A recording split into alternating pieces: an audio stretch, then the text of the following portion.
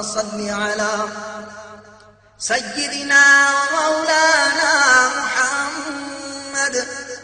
صاحب التاج والمعراج والبراق والعلم، دافع البلاء والوباء والقحط والمرض والألم، اسمه مكتوب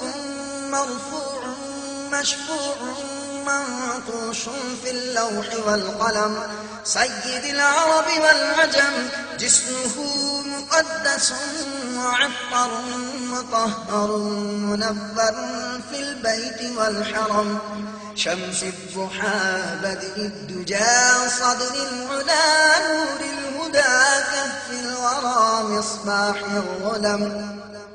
جميل الشيم شفيع الأمم صاحب الجود والكرم، والله عاصمه وجبريل خادمه والبراق مركبه والمعراج سفره وسدرة المنتهى مقامه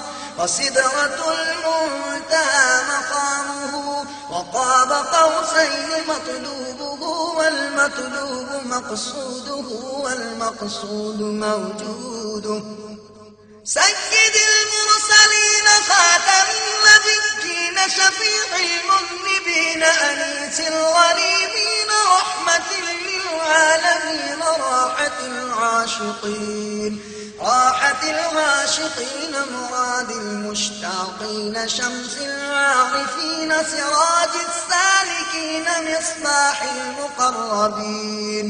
محب الفقراء والغرباء واليتامى والمساكين، سيد الثقلين نبي الحرمين إمام القبلتين وسيلتنا في الدارين، صاحب قاب قوسين محبوب رب المشرقين ورب المغربين، جد الحسن والحسين مولانا ومولى الثقلين، أبي القاسم محمد بن عبد الله، نور من نور الله، نور من نور الله، نور من نور الله،